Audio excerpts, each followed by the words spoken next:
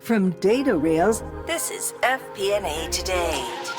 Hello, everyone. Welcome to FP&A Today. I'm your host, Paul Barnhurst, aka the FP&A Guy, and you are listening to FP&A Today. Every week, we welcome a leader from the world of financial planning and analysis and discuss some of the biggest stories and challenges in the world of FP&A. We will provide you with actionable advice about financial planning and analysis.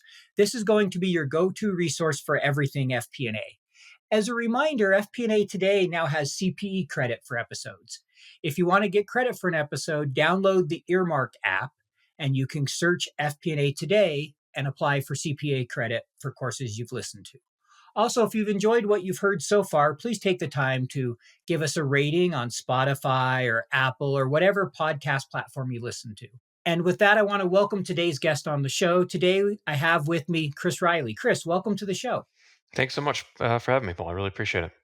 Yeah, really excited to have you. So let me just give a little bit about Chris's background, and then I'll give him an opportunity to go into a little more depth. So Chris currently resides in the Denver metro area. He graduated from Villanova School of Business. He has worked in finance with companies such as FTI Consulting, Hilton, and some middle market private equity firms. He specializes in financial modeling and FP&A. So Chris, can you maybe just tell us a little bit about your background and how you ended up where you're at today?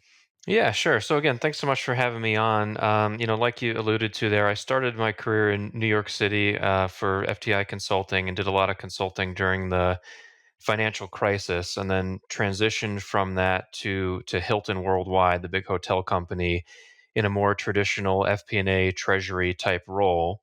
And then after that, I really struck an interest in private equity, and so I pursued middle market PE out here in Denver. My wife and I wanted to relocate at the time, and so I spent about 6, 7, 8 years middle market private equity, and then just a few years ago, I decided to go out on my own as like an M&A FP&A contractor, and I also like to do financial modeling education.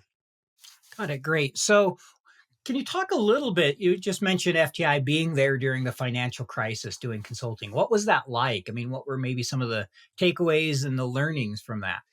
Yeah, it was actually really fascinating. So I started out right in the Lehman bankruptcy, right when I started my first week.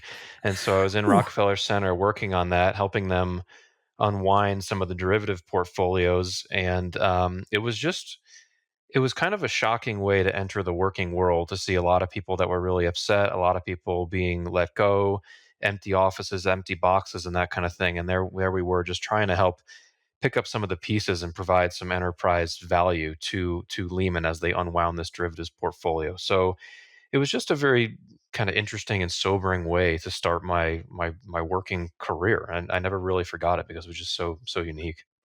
I bet. I remember I was in grad school when Lehman and all that happened in '08, and we did an investment portfolio, and we were doing our presentation to the board, and I remember they said, this is one of the best presentations we've ever had, and I'm sure you guys learned some really good lessons, but we don't want to go through this again because it was a Mhm. really bad year for the portfolio, as you can Yeah. imagine. I don't remember what the exact numbers were, but it was probably 20 something percent. It was a little better than the market, but it wasn't by any means good.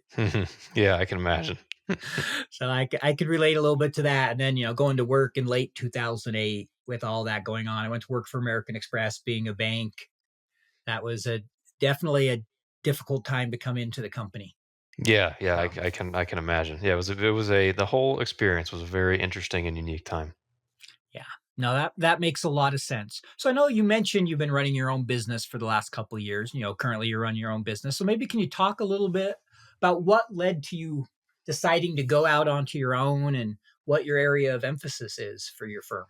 Yeah, so good question. I mean, for me, it had always kind of been a pipe dream a little bit. I'd be driving down in traffic, and just going to my cubicle and just thinking sort of philosophically to myself, wow, wouldn't it be great if I could just do my own thing? And a little bit daydreaming at the time, not really realizing how much work goes into it, but it laid the foundation for me wanting to eventually do my own thing at some point, regardless of where my initial career took me. And so after I spent a bunch of years in private equity, I really honed my financial modeling skills, and I really honed my business skills. When I was younger in my career, I was decent at the modeling piece, but I didn't quite understand the big picture. Private equity like really sort of illuminated my understanding of how business works, how transaction works. And once I felt like I got to that point, I had enough skills, a decent enough network. I decided, well, let me kind of go ahead and pursue this dream I always wanted to go out on my own and see if I can do the parts of private equity and FP&A that I love the most, which is analyzing transactions and building the models. And hopefully, I have enough of a network to kind of stand me up to get going. And so I just sort of went for it 2 years ago, and I'm still here, I guess. So far, so good. Yeah, that's a big part of it is still being there, right? Just keeping it going. So no, that's exciting and that's great that it's worked out for you so far. And I'm sure it will continue to work out. You're a smart guy, you'll figure that out. But you mentioned the private equity taught you a lot about kind of how a business works, a lot of that type experience. So, and a lot about transactions and things. So, how was that different than maybe like corporate finance? Like, what were the key takeaways from private Yeah. equity? So I think in corporate finance, I was part of primarily in Hilton, where I did a lot of corp fin, and the company was almost so large that I had trouble zooming out and understanding the big picture. Now, thankfully, Hilton does have a lot of hotel assets, and you can drive by those and you sort of understand. Okay, I see this building, and I kind of understand how it generates revenue. But when you roll it all up and all the different business models they have, it's a little bit hard to understand the big picture. And when I got into middle market PE, we're buying much smaller companies, relatively speaking, to Sure. something gigantic like Hilton. And so right away, you're meeting the management team at the very top of the business, which was completely new for me. And they talk through their whole strategy. They talk through their entire P&L.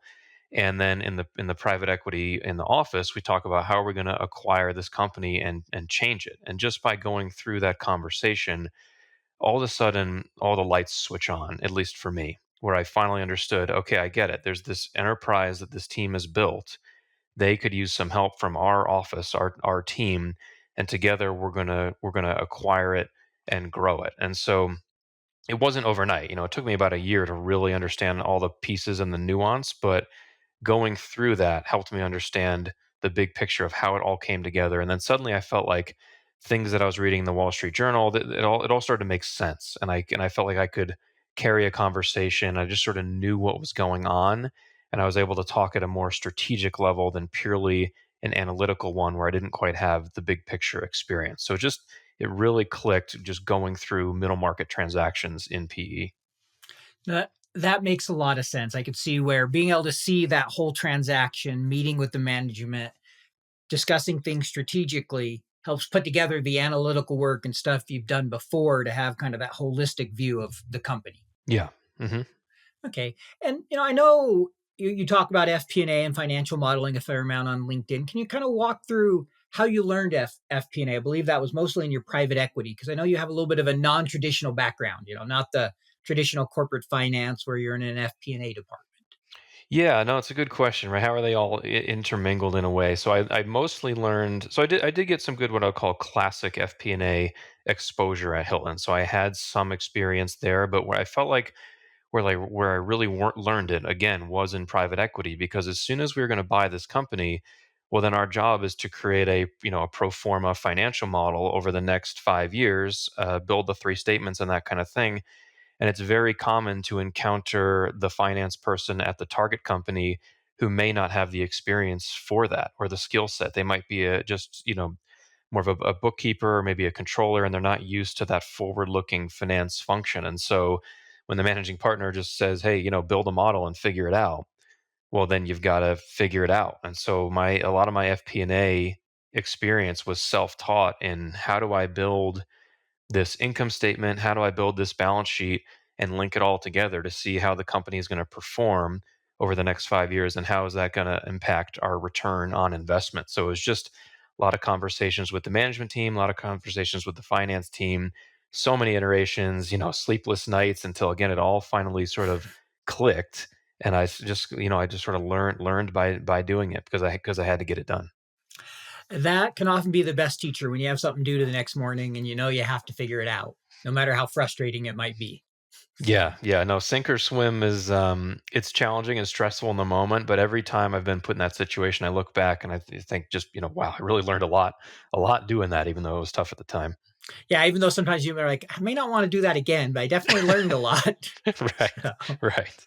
so it sounds like the FP&A experience is really around a lot of it is these models and building out and understanding the companies where you kind of got your hands dirty, so to speak, in private equity. Is that, am I hearing that right? Is that kind of where a lot of that experience came, is really the process of meeting with management and building out those financials to figure out if these deals made sense? Yeah, exactly. Like I'll just give you an example. We looked at a company in the oil and gas space a long time ago, and to forecast how that company was going to do, you couldn't really make up these vanilla assumptions like growing revenue by X and expenses by Y and just seeing how it all flows through. We had to talk about barrels of production and pipeline and where the business was going to expand and different growth avenues. And so you really just had to get in the room with the management team and become their FP&A team to help structure this model. And so that kind of process would rinse and repeat for every company we looked at. We'd look at something in the grocery space and you learn groceries. You look at agriculture, you learn ag. So after a while, you get enough reps and it starts to make more sense. But it's really, you're in the room with the team, having them walk you through their business, and then you build a model around that. And that's where that FP&A skill set comes from. That makes a lot of sense. I could see the value in that, and you quickly start to see the similarities and differences between industries. Yes. Absolutely. Because I imagine you probably looked at transactions from quite a few different industries. It sounds like it wasn't a PE firm that specialized in just one industry. Then, No, that's right. So it was multiple industries, but they'd be looking for businesses that had common characteristics, and that would span a few different segments. sure, yeah. I mean, that's pretty typical, right? Most PE have at least an area they target. I know, last two companies I worked for, they were PE firms that were in the technology space, hmm right? Software. One was big in SaaS, another was big in cybersecurity and things like that. Yeah. Makes total sense. You know what it is like.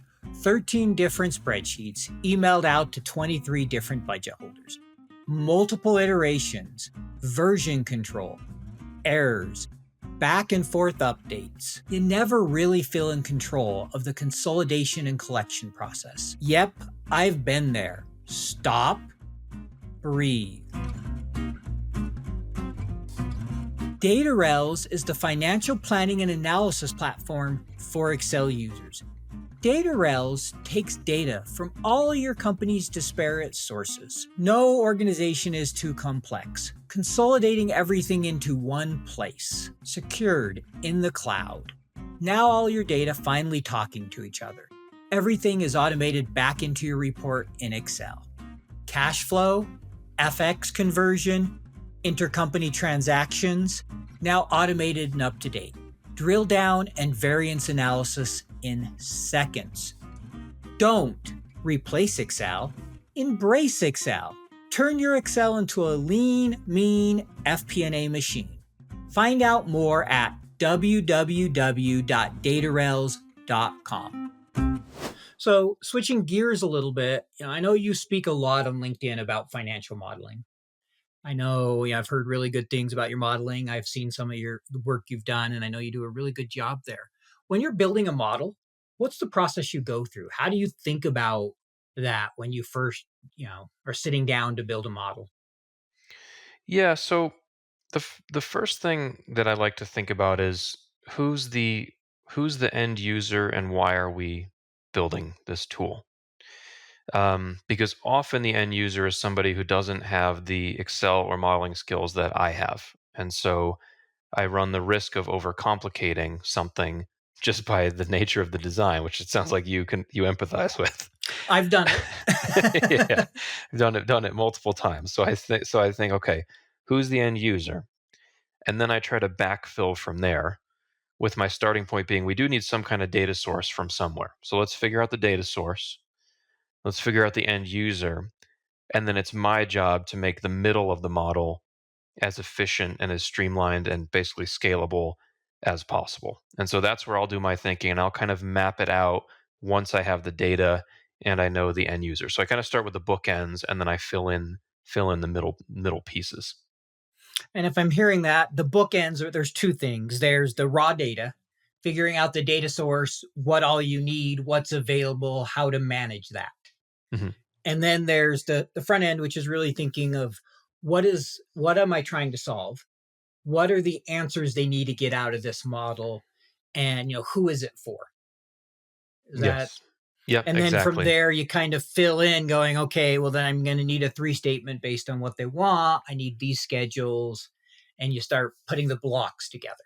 Yeah, exactly. Because at the end of the day, you want the model to just be a tool to drive conversation to hopefully make some good decisions. And so I'm thinking, okay, how can somebody receive this file, open it up, hit print, and they can go into a meeting and actually have a talk and get somewhere? And so it's my job as the modeler to build modules in the middle to make that an efficient process. But the model itself is not the business, it's not the thesis. It's getting it into the right hands for a real conversation. So for stuff to take place. And I like how you said the real conversation. The model itself is not the answer. The model helps enable and guide conversations, Yeah, right? I yeah. mean, and it's only as good as the assumptions and how correctly it's been built in the sense of, are the formulas all right? Is there no errors? Do the assumptions make sense? Because Mhm. we know the assumptions aren't going to be right. Because if we could forecast that well, you and I would be retired at the moment, right? We Right. wouldn't. That's what I always tell people. Like, well, you forecasted that really close. I'm like, yeah, no, that wasn't my forecasting skills. I don't have a crystal ball. Right. I just made a decent guess. That was an estimate that worked out. Wait till you see the next one. Just remember the last one was close, so you can't get too Right. mad at the next one. But I'm sure you've seen just about everything in modeling. So maybe before we talk a little bit of some guidance for people, do you have a modeling horror story? Maybe a model you inherited or something you've seen where you still kind of cringe when you think about it. Oh yeah, man, I will never forget this one. So this was in the PE world, more of a VC kind of deal, and unfortunately, the company had hired a consultant to build the model, which doesn't make consulting look all that good. But I guess everybody's a little bit different. There was a model that had this is not exaggeration, 6 to 7 thousand rows on multiple tabs, and so it made my computer like freak out, made the fan go on, everything heated up, and anytime you would change any cell, the whole thing would like freeze, it would bug, the wheel would spin, all this kind of stuff, and we got nowhere. Absolutely useless. And so the whole thing basically was unusable, and the management team was frustrated. And so what ended up happening was I ended up rebuilding the whole thing. And it's sort of a good lesson there because it took out all of this fluff. I think the model was genuine in its intent that it was trying to forecast some population growth it was a healthcare deal. But at the end of the day, it was just too complicated. And you can't predict that kind of stuff when at the end of the day, the idea is just let's get a general financial picture to assess if we can complete a transaction. So I remember I was so angry. I was like showing my colleagues, I'm like, can I just show you this? And just kept scrolling and scrolling and scrolling. Like, this is the worst model I have ever seen. Yeah, that is pretty bad. I remember you mentioning something I think about that model on LinkedIn one time. It was row 6,000 for an assumption, and I just shook my head when I saw that. Yeah, that was a bad one. Yeah, no, we all have those horror stories.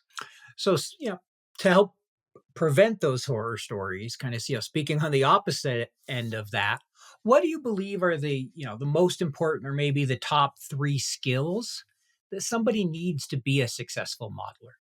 So I think at the basic level, you just sort of need your technical Excel skills. You don't have to be an expert. You don't have to be amazing. You just have to kind of know the 80/20 of the stuff you're going to use most often, which is fairly basic formulas. It's not too crazy, and just have some of those keyboard shortcuts dialed so you can at least be efficient. That's sort of the Excel level of it.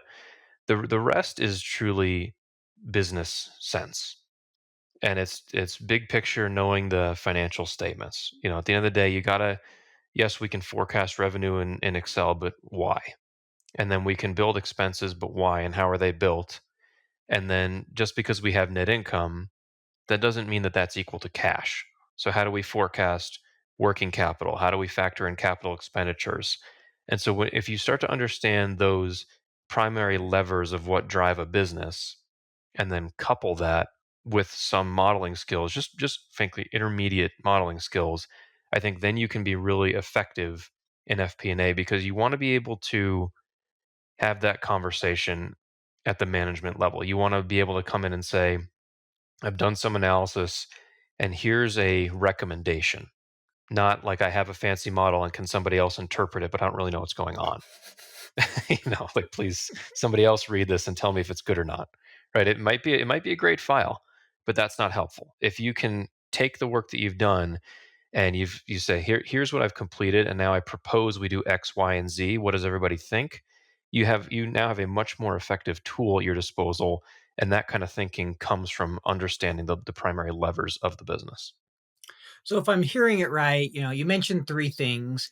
There's the base technical skills that you need to have. And I'm guessing when you say technical, you mentioned, you don't need to be an expert in Excel or spreadsheets, whatever you're using, but probably knowing if, some basic lookups, and a few other formulas. There's Yeah. probably 10 that you use 80% of the time, right? I'm guessing. I know that's the case with me. There's always the occasional where you might have to find something out of the ordinary, but most of the time it's pretty simple Hmm. formulas. Yeah, And, definitely.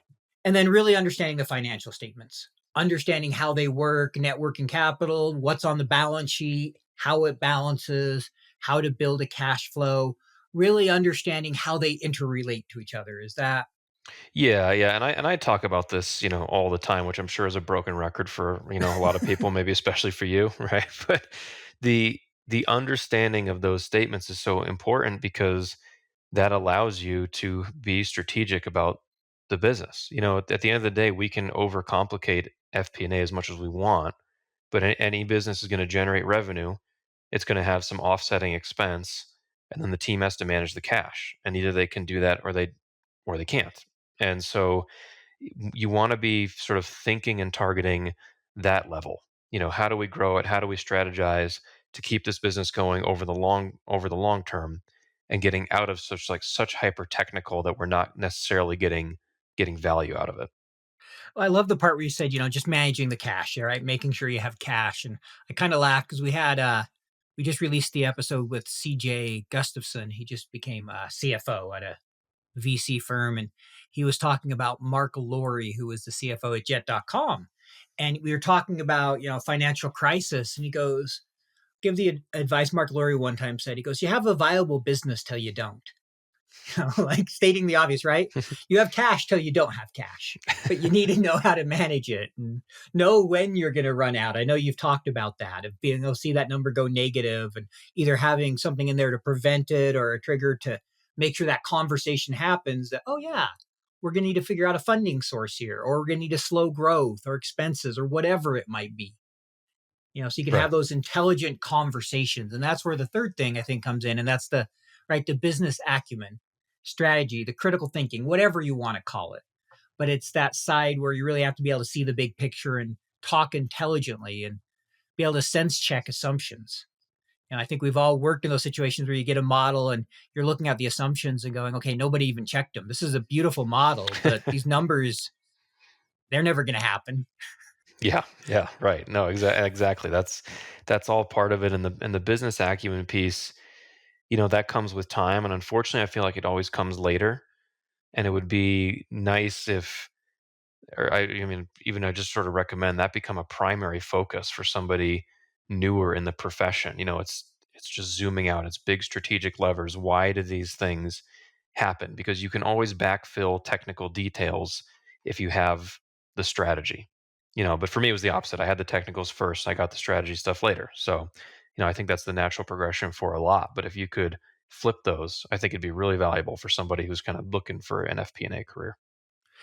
That is really solid advice. If you can get in the room at the beginning and really have some of those strategic discussions and listen to management and absorb that knowledge, that will help you. Because you're right, the technical skills, I mean, anyone who's in this field generally is good with numbers. They're intelligent people. You, finance, you're not going to go into finance if you hate numbers, or if you did, you're going to be pretty miserable. So, I mean, and Excel isn't hard to learn. It's not rocket science to learn the basics of Excel, but really there's a lot of time and wisdom that comes into understanding the strategy and to be able to think through things intelligently. I know one area I really struggled in my career was getting out of the weeds, getting that big picture detail. I still remember I had one director. He wasn't my direct boss, but I worked very closely with him. He was in the neighboring team, and every time we were on a call, when I get too detailed, he'd send me a slap. We had an agreement. He'd send me an instant message. It's like, take it back up, take it back. And I focused on it that whole year. And I even had another general manager I supported. He thought I was too detailed. And he finally came to me and said, okay, I want every email to start with bluff. And this is really when it started to sink in. He goes, bluff, bottom line up front. It's like, you Hmm. can put the details below it, but just get to the point. And so it took me a while. It held me back a little bit in my career. And I feel like I really started to get there. But even sometimes I would start getting into detail. My boss or somebody would be looking at me. I'm like, okay, just stop. Yeah. No, I laugh because I've been there myself. I've been there myself. I'm glad I'm not the only one. So yeah, I get it. I mean, that's what makes a good analyst, right? Is getting into the details and really be able to work through those things. But what makes a great FP&A person is having the ability to pull it back up, and that often takes time to Yeah. develop. So if someone came to you tomorrow, and I think I know the answer from what we talked about it, but if they asked you for one piece of advice to become a better modeler, they wanted to become better at financial modeling, what would be the one piece you'd give them? So I would actually say they should build a model of their own lives. That is the way that I learned pretty much all my Excel stuff. I wanted to build a personal budget and, now a family budget. And just tinkering with that is how I got good at the raw Excel skills. And the reason I say that is because there theoretically is no learning curve for your own life. You kind of know what's going on, you know when you're getting paid, you know when you have bills to pay.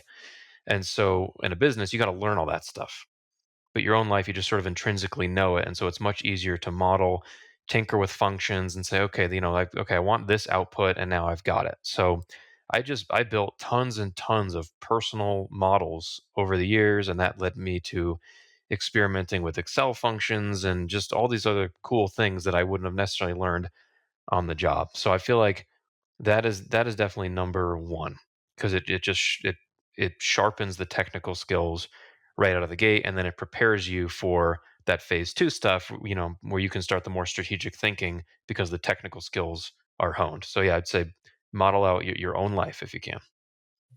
So the advice basically, if I'm taking it, is everybody should basically do a budget, some kind of modeling, whether it's, hey, where I want to be in 10 years, retirement, whatever, but start modeling out those situations that apply to your own life. Take your revenue, take your expenses, look at your assets, your liabilities, all those things that make up basically the financial statements for your own life. Yeah, yeah, exactly. Even just do something the next 12 months. Keep it basic, paychecks, Mhm. expenses, and then it gets interesting. If you use a credit card, you'll find that, okay, you have expenses one month, but you pay the cash later on. And all of a sudden now you're learning cash flow forecasting instead of just P&L building. And so you can actually draw a lot of parallels from your personal life into the business setting. So just do a couple months, see how it goes. And it becomes a great discipline for you too. So it's kind of a win-win. Yeah, exactly. I'm sure you learn some things as you're looking at go, wait, I'm spending how much on what? Yeah. know? And that. Yeah. And the realization of, oh man, going out too much. Yeah, exactly. I mean, just the fact of you start to realize being better disciplined with your money, which is good for when you're looking at a business, right? Because Hmm. FP&A, one of the things we have to be is disciplined around how that capital is allocated. And Right. it's true in our Exactly. own lives. So I could see where there's a lot of benefits from that. So, next question here. I've heard you talk a lot about integrated three statement modeling. And I think, and you and I have talked about this, and I think most of the audience knows I haven't done a lot of three statement modeling. I've done a little bit. Most of my experience has been P&L, maybe some CapEx stuff and key metrics, whether it's transactions or different things like that. So when I always hear everybody, hey, you got to always have a three statement, start with the integrated. You don't necessarily always see that when you're working in big companies. So could you talk a little bit about, what the benefits of having an integrated three statement model is, maybe why, you talk about that so much. You almost kind of preach the importance of that three statements. Yeah. So at the end of the day, the reason you're building that model is to ultimately forecast cash in the future. And it's not going to be as accurate as a 13-week cash flow, which can be done by day or by week. But directionally, if you need to know what the cash might do over the next 12, 24 months, even 5 years, you need those three statements because the income statement is accrual based. And Hmm. even though accrual accounting has its own beauty to it because it's simpler to follow when you understand it, you have to translate that into the cash because like we said earlier, you either have the business or you don't. And so the three statement piece allows you to forecast the working capital, the capital expenditures, the debt payments, and even any equity contributions or distributions, so that when you zoom out and look at the cash flow, you can see where's that ending balance going to be in the future. And now, given that, do we need to potentially raise any more capital from debt or equity, or could we maybe distribute? Right. And so if you're looking at it at the private equity level, you're saying, okay, if we need more, we've got to talk to lenders. Or if we can distribute capital back, then we can make a return on our investment. So the integrated three statements allow you a holistic, complete picture of translating an accrual based business to seeing the cash in the future. And that's why I harp on it so much, because at the end of the day, you need to have a sense of the cash. Well, as they often say, cash is king, right? Yes. I mean, and we talk about, especially right now, I see all these SaaS businesses. You see the economy turning a little bit, right? SaaS businesses in the early days, especially VC backed, they're not making money. They're burning a lot of cash. And the last few years, money's been cheap. Risk has been relatively inexpensive in the sense of loans. There's not much interest you're paying on those. And so they've invested in a lot of these companies. And there's been, I think, a lot of inefficiency. Hmm. I don't want to say a lot, but a fair amount, right? You're not as worried about the unit economics. We can get to the next round of raising, and we're growing great revenue. But I think you're seeing that return to the basics today. The straight three statement, the cash. It's like, okay, how do we really manage? What are our unit economics? How do we make sure we can survive 18 months and that we're growing this in a healthy way, in a sustainable way versus revenue at all cost? Right. Right. Yeah, no, absolutely. And especially you brought up SaaS, there's this tendency, right? Revenue at all costs, was sort of means headcount at all costs, and then let's see how much runway we have, and then maybe the next round triggers or money is cheap, and that is one way to do it when the time is right. But when it's not so right, or even a little bit uncertain, some of that stuff does have to be scaled back, and again, it all kind of comes back to basics, whether it's a SaaS company or an ice cream shop, right? It's you got revenue and expense, and it's all got to net out somewhere at the end of the day. And you can string it along with financing rounds for a while. Don't get me wrong; it doesn't mean the company has no value, but at some point, it does have to equalize to be self-funding, or you're going to run into issues. And so, again, it all comes back to those three statements. Why I harp on it so much is you can sort of predict that time if you run everything through those three statements. Yeah, and it's funny as you mentioned self-funded. It reminded me a line a little off the three statement, but I think you'll like this. Again, this was actually in this week's podcast that was just released, CJ. And he was talking about CAC, right? Customer acquisition cost, which is huge in SaaS. Hmm. He said, low CAC payback period, customers fund your growth. High CAC payback period, VCs fund your growth. And that last part is unsustainable. Hmm. And I really like that way. I'd never quite thought of it that way. And that's where you talk about the runway and the headcount and managing revenue and your cash. Hmm. Because if you're constantly raising and you're spending a lot to acquire customers, you're going to be in trouble. And having that view of the cash will help you realize that. Because sometimes just seeing the P&L and seeing the headcount doesn't dawn on you until you really see it laid out and start to realize we're spending how much and just a clear cash picture. I know there's times I've done that in my personal life where you put the budget together and you're like, wait, I burned how much last month? Like Yeah. I gotta slow that burn rate or I'm gonna be in trouble. Yeah. Yeah, I've been there. That's an interesting way of framing it. Never thought of that either. That's cool. Yeah, that really stuck with me. I thought it was a really good way to sum it up, on that whole idea. So, all right, so moving forward here, I think that's been helpful on three statement. Maybe can you talk a little bit? I know you've developed a few different courses. Hmm. So, can you talk a little bit about the courses you have out there and what you hope people learn from your courses around financial modeling? And before you do that, I'm just going to share I was talking to somebody who's had a model built by Chris, and they commented that they were the best financial modeler that they had ever worked with. So I want the audience to know Chris is really good. He knows his stuff. He is a Wow. really good modeler. I've seen some of his models, and I know he does really good work. So from there, now that I set you up, Chris, I'll let you talk a little bit about your courses and a little bit of what you offer. Yeah, well, I appreciate that And it compliment. is true. He did say Yeah. he's a CFO of a large company, and that's what he said. Oh, that's awesome. Well, I'll just talk about the primary one because everything else sort of flows down from that. And basically, my flagship one that's the most popular is financial modeling for private equity. And the reason that I like it so much and that it performs so well is because you learn all the three statements, which we've talked about, but then on top of it, you learn how to layer in a buyout transaction into those three statements, and then ultimately calculate a return on your investment. So it's really a pretty comprehensive business education taught through a financial model.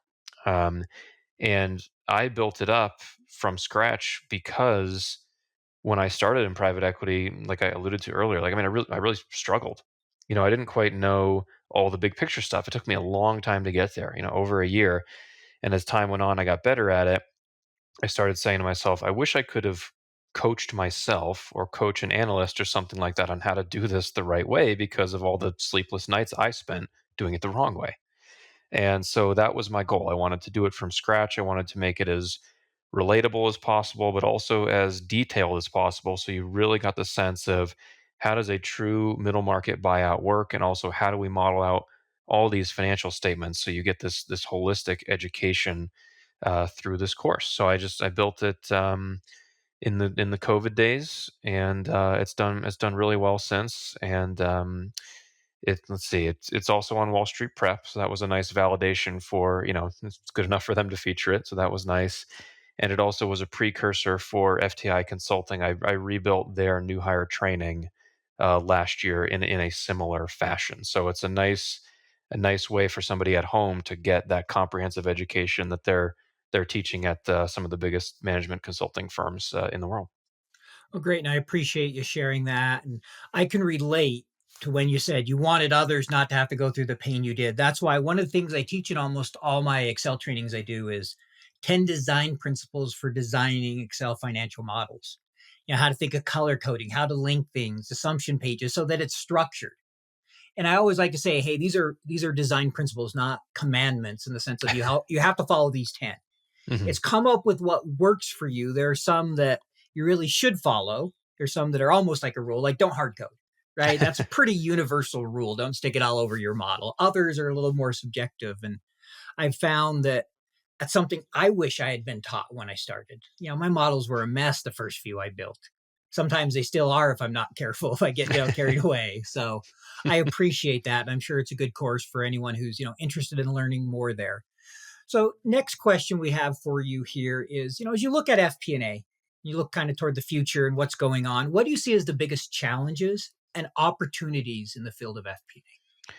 So this might be sort of a strange answer, but in my mind, the challenge and maybe also an opportunity, depending on how you approach it, is the sort of the overcomplication and the inundation of sophisticated data and processes that we have at our disposal. There's AI now, and there's machine learning, and there's all this automation.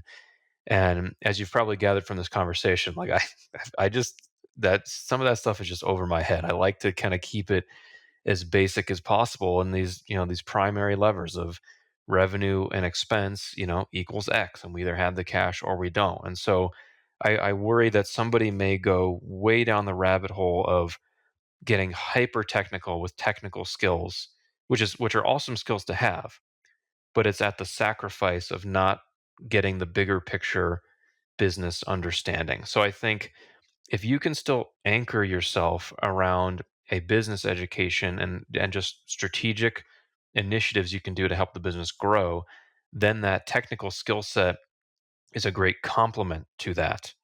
But I worry that can like almost suck too many people in, and they lose sight of the big picture. So I view that as therefore a challenge and opportunity, because if you have that context, you can leverage that as a great skill.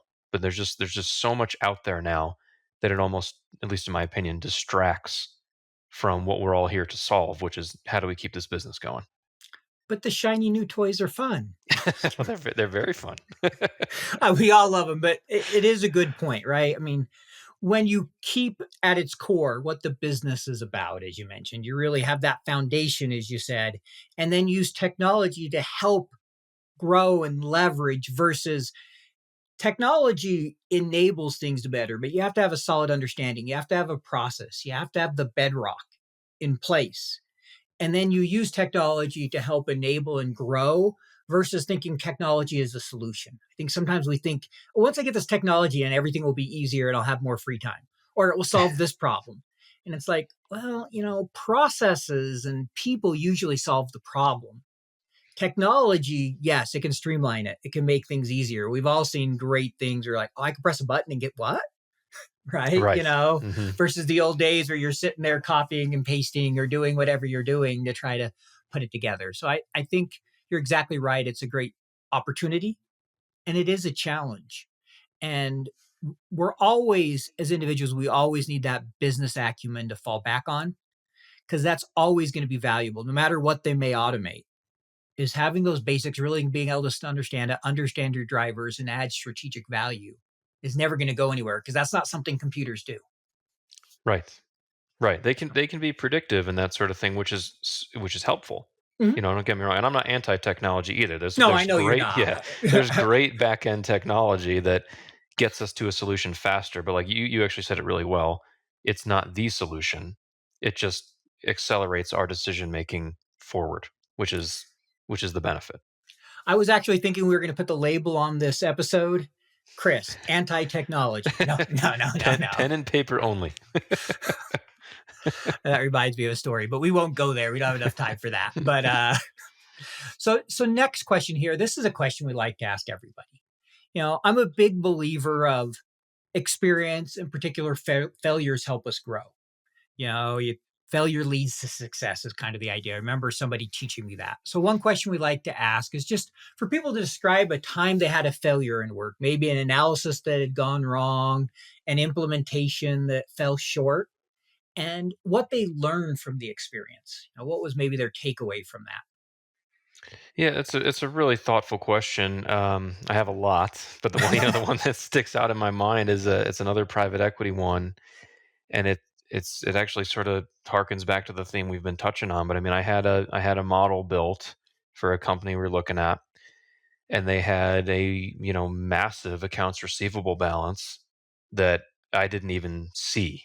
Like I knew it was in my file, but my brain didn't see it. Mhm. Right? It was because of my model balanced. Right? Balance sheet balances, model is good. And so then I so then I bring it to the VP, and he points at the AR, and he said the accounts receivable, and he says, "What's this?" I said, "Well, I don't know, but my model balances, right?" And he just looks at me, he goes, "That kind of thinking is going to get you fired." And I'm like, "Oh wow," reality check right then and there. And so I took that to heart. He was a little harsh with his like check in, but then he came back to help me later. For me, I learned, okay, it's not just the model. I got to understand what this is, why it's here. I got to write down every question I can think of and start thinking like a business owner, not thinking like a modeler. Right. And so I eventually figured out, well, these AR, they're long term contracts and blah, blah, blah, blah.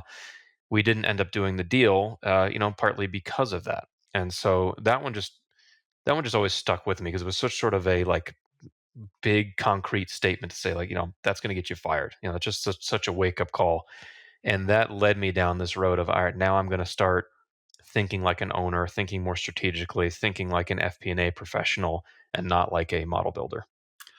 I can see why that stuck with you. That would have stuck with me as well. It's one of those moments where you have, a reality check. Hmm. Like, am I doing things right? And the answer is obviously not. If I just got told I might get fired, as hard as that is to internalize, right? Because you think I'm doing a good job, it balances, I'm working hard, I'm working my butt off. There's probably a little bit of defensiveness, like, oh wow. But sounds like despite all that, you really internalized it and said, okay, how can I respond to this? And you took the response of how can I be better? How can I become a better FP&A professional? It was kind of one of those pivotal or key moments for you. Yeah, definitely a major inflection point. Yeah, that one stands out the most. No, I could definitely see why that would have stood out to me too. So that makes a lot of sense. Appreciate you sharing that one. So next question here. This is another one we like to ask everybody. It's kind of a personal question. Have a little fun here. What's something unique about yourself that we're not going to find online, that we're not going to find on your LinkedIn profile that you can share with the audience? Most people probably wouldn't guess that before I got into business and modeling, I was a fine arts and Spanish double major for a long time. So I don't have a business background. I don't really have a business brain or that kind of thing. I made a transition to business in college when I didn't really know what I wanted to do, frankly. And I figured at a business and accounting background would help me just sort of land an initial job and learn what I wanted. But it's not, it's not who I've been. Like I've heard some guests on your show, by 10 years old, I was on the computer and I was doing like data analysis. Like that wasn't me. you know, I've always been into more of like the arts kind of stuff. That's my context. But then as I got into more professional career, I started building the models and the business sense. So that all came later, but that's not really who I am at my core. Got it. So couple follow-up questions to that. First is, Sure. you mentioned Spanish. So do you speak Spanish? Are you fluent in Oh, Spanish barely. or? It's been so long now. It's if I hear it, I can sort of identify it decently, but it's a lot of hard work, unfortunately, wasted. Sure. No, I understand. I took 2 years in high school, and yeah, hola and como Yeah. está, and that's probably about as far as I'm getting. So I get it. Yeah, I still got those. Yeah, I have a few others than that, but not many. Second, you mentioned art. So fine art. Do you do drawing or pictures or anything you kind of still do today in that area? Is maybe just kind of a Yeah, hobby or to I de-stress, whatever it might be. I'll do every now and so it's few and far between these days, but every now and again I will do a like a pencil drawing of something. That was usually what I was best at, and I'll do it of like family members, or if somebody wants like a picture of their house as a gift or something, or a picture of the dog, something like that. It's I don't do it nearly as much as I wish I did, but it's every now and again I'll take out the stuff and draw something. Well, good. No, that sounds like that's a fun opportunity when you have time. I know with young kids at home, I know you have a few there. It can be hard to find much free time. Yeah, it's So quite limited, as you know. yeah, no, you and I have talked. I know how that is. So here's the next question for you. And this is one that you probably thought about a little bit because I know you got this ahead of time. It's my favorite question to ask because I love to see the different answers people give is what is your favorite Excel formula, function, feature, and why? Could be any of those. I think it is the index match combo. Probably my all-time favorite. I know everybody's all about XLOOKUP these days. I've dabbled, but I'm still an index match purist. I don't know. The ability to get multiple dimensions of a lookup from anywhere with not confined by ranges to me is super helpful. So that one's probably my all-time favorite. I'll use it for bringing in balance sheet balances, or that kind of thing. I think that's got to be number one. Yeah, that's definitely one we hear a lot. And I know a lot of people love index match. It's a great formula. So I can appreciate that What one. is yours? You know what? I don't know if I have one. What I'm really enjoying right now, and I don't know if you've seen them yet, I'm just starting to work on a course, is Excel finally released out of beta in the last about month, 6 weeks, 14 new formulas. Hmm. There's 11 of them that are dynamic arrays where you can basically stack tables together in one formula vertically, horizontally. You can drop things from the data. So as a total, you could drop it. You could stack it all together and say, drop the totals, drop the first and last columns. So there are a lot of shaping of dynamic arrays. And right now, that's probably my favorite thing to play with. Now, as far as really formula or function, Power Query, I have to say that one because it really pretty much got me promoted at 2 jobs ago. Hmm. And it saved my bacon because the place was a total mess and I had to fix all the data and I could have never done it without Power Query. So that's my favorite thing within Excel. Hmm. Hmm. But I but guess right I'm now not I'm really surprised. having fun with the new shaping formulas. But that's more just toying around with them at the moment, just because they're kind of cool to see. Hmm. So Cool. yeah, most people aren't surprised when I say Power Query. Yeah, I was not surprised. Yeah, anyone who's followed me on LinkedIn knows I preach that one from time to time. So last question here, and then we'll let you go. I know we're coming up to the top of our time. So if someone was starting a career today in FP&A, just finished college, they want to work in FP&A, what would be the advice you would offer them? I feel like again, it's the start with some of those technical skills. To build a personal budget again just gives you an FP&A education, even though it may not seem like it or you might not realize it. So I think that's a great place to just start in terms of those core skills. And then I think it comes back to that three statement understanding as well. How do you translate your technical skills into how a business works? Because a valuable FP&A professional is going to be able to go into the room and say, here's where the business is at today, and here's what I think we should consider for the future to keep the business going. I mean, that's really the bottom line of what you're trying to solve for in the FP&A role. So I think if you can hone those initial technical skills, again, just modeling your own life is a very helpful way to do it, and then understand the primary business levers, especially in the three statement setting. You really have a nice foundation for if you're going in for an internship or interview or whatever to be able to talk thoughtfully about really the end goal of an FP&A career. I appreciate that advice. And it's the first time we've had the advice put that way. And I really think there's some solid advice there, and just that importance of budgeting and understanding the three statements and how to think about it in your own life is a lot of value. So, well, Chris, I want to thank you for being on the show. I've really enjoyed your time. It's been great having you here. And just before we sign off, I'll let you an opportunity to say goodbye, let people know where they can find you. But I just want to remind people first, earmark if you want CP credit for this audio podcast, you can go there and answer some questions and get that. And second, if you've enjoyed the podcast, you enjoy listening to FP&A today, please take time to give us a rating on your podcast platform that you're listening to, whether that's Spotify, Apple, whatever it may be. So, Chris, thanks again for being on the show. If people want to follow you, learn more about you, where could they go? Yeah, I'm on LinkedIn pretty much all the time, and I always try to connect with people there and respond to people when I can and stuff. So anybody wants to learn more, that's where to find me. All right. Well, thank you, Chris. Really appreciate having you on the show, and you have a great evening. Yeah, no, thanks so much, Paul. Really appreciate being on. Thank you.